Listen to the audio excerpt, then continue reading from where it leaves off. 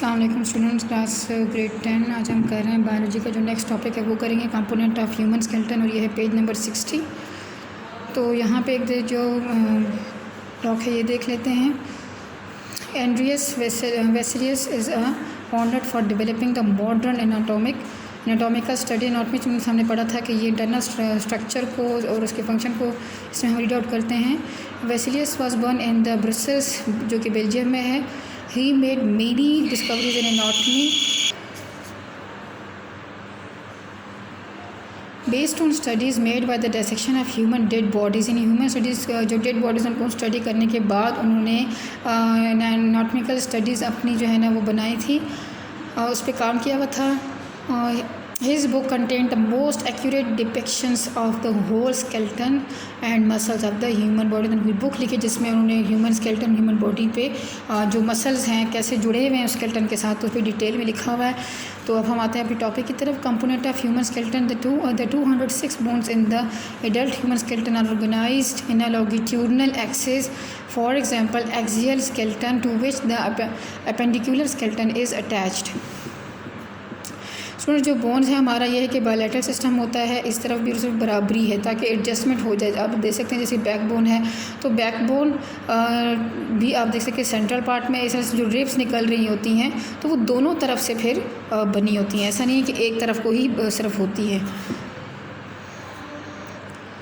Axial skeleton क्या है? तो axial skeleton consist of the 80 bones in the head and the trunk of the body.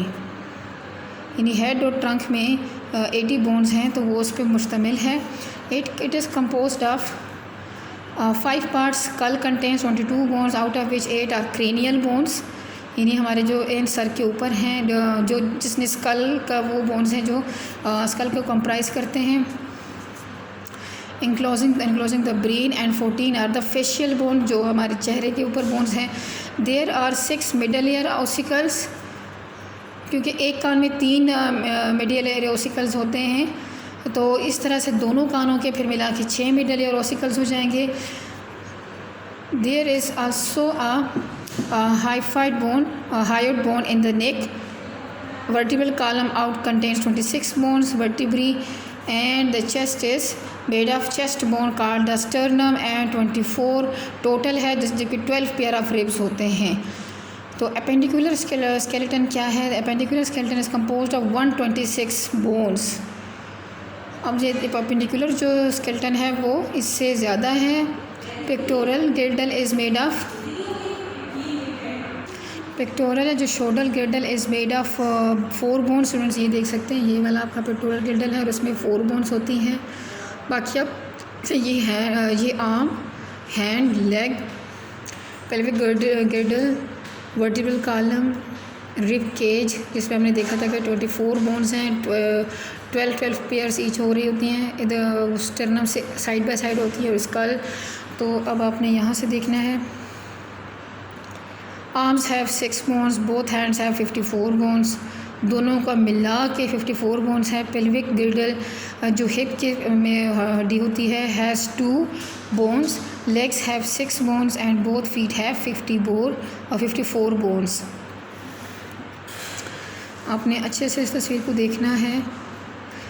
You can see in the diagram the thigh bone is the longest bone in our body. Recall your knowledge and name the smallest bone. जो thigh की जो bone है वो सबसे student ये वाली bones होती हैं जो वो सबसे ज़्यादा क्या होती हैं कि बड़ी।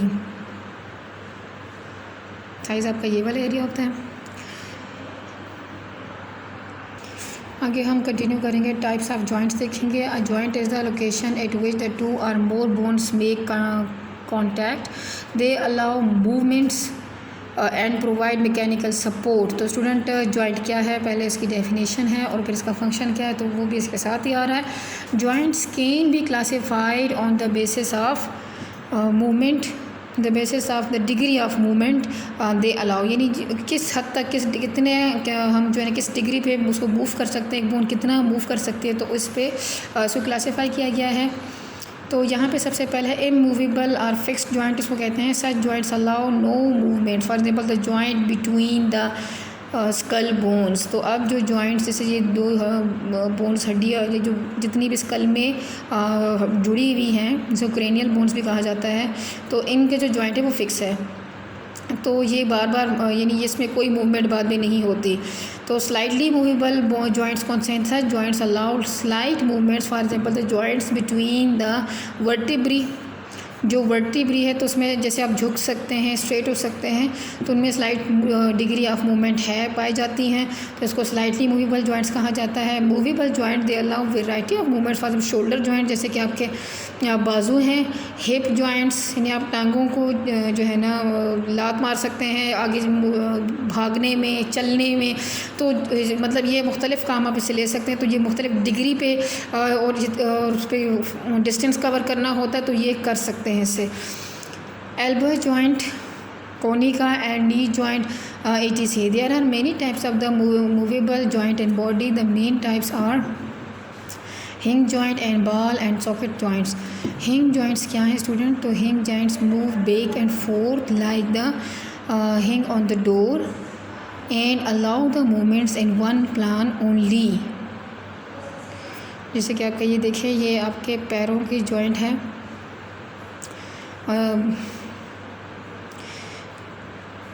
ये नी जॉइंट है, और बता रहे हैं कि ये क्या है कि ये एक ख़ास डिग्री पे ये मूव कर देता है, टू एंड आगे पीछे से कर सकते हैं। The knee and the elbow are the hinge joints. Ball and socket joints allow movement in all direction. तो इसमें से जैसे शोल्डर एरिया का बताया हुआ है, तो इसमें मूवमेंट जो है वो तमाम डायरेक्शन पे हो सकती है। ये आप उसको पूरा जो है वो 180 डिग्री या अगर पूरा ही घुमाएं तो 360 डिग्री तक जा सकता है। वर्टिकल उस पर बात हो रही है। The hip and the shoulder joints are ball and socket joints. आगे हमारे पास है roles of tendons and ligaments. तो स्टूडेंट टेंडन्स जैसे आप पिक्चर्स में देख सकते हैं कि ये मसल्स को और बोन्स को जोड़ रहे हैं, और दूसरा ये लचक इसमें बहुत ज़्यादा होती है, इलास्टिसिटी इसमें बहुत ज़्यादा होती है, जिसकी वजह से कॉन्ट्रैक्शन एंड रिलैक्सेशन जो है वो पॉसिबल होती है। Tendons and ligaments are the bands of connective tissues. ये bands of connective tissues students आपने इसको याद रखना है। तो ये टेंडन क्या है? Band of connective tissue made of collagen.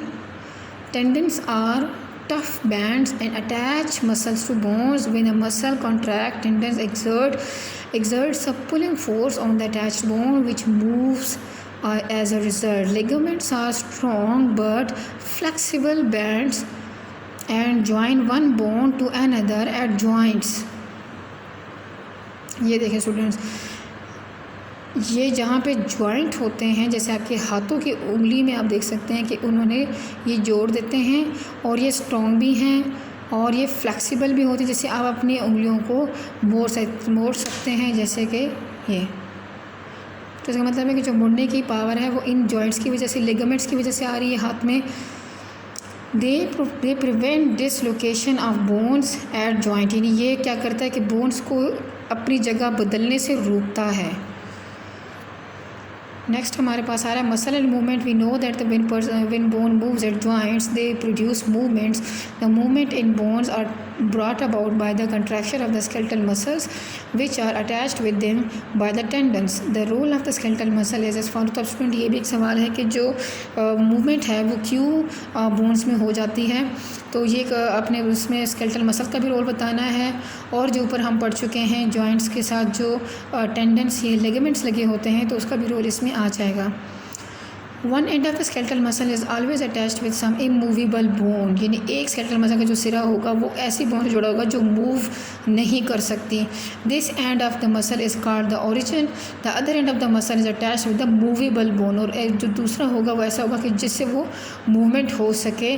तो स्टूडेंट मैं आपको एग्जाम्पल के तौर पर यही हम देख सकते हैं। जैसे ये हिंग जॉइंट हमने देखा था कि अब नीचे वाला जब आप नी से इसको ये जब काम करेगा तो ये वाली बोन मूव करेगी, ये इमूवेबल होगी।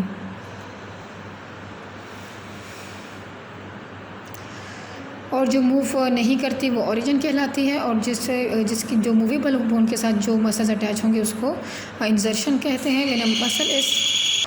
When a muscle is stimulated by a nerve impulse, it contracts to become shorter and thicker. Due to this contraction, it pulls the movable bone at insertion. Skeletal muscles are usually in pairs of the antagonist. ठीक है, in an antagonistic pair, both muscles do opposite jobs. एक दूसरे से उलट काम कर रहे होते हैं. When one muscle contract, the other relaxes. And the phenomena is known as antagonism. Student, antagonist या antagonism किसे कहते हैं और ये process किस तरह का है, तो स्टूडेंट आपके सामने यहाँ पे आ चुका है. When a muscle contract and bends at the joint, it is known as a flexor muscle, and the movement is called flexion. The movement is called so when a muscle contract and straighten the joints, जब joint straight पड़ जाएं, it is known as extensor muscle, and the movement is called the extension. Following is example of the antagonistic action of the pair of skeletal muscles. तो जो next है वो इंशाल्लाह हम next उसमें करेंगे, कंटिन्यू करेंगे इसको. फिर अपना बहुत ख्याल रखिएगा. अल्लाह हाफिज़.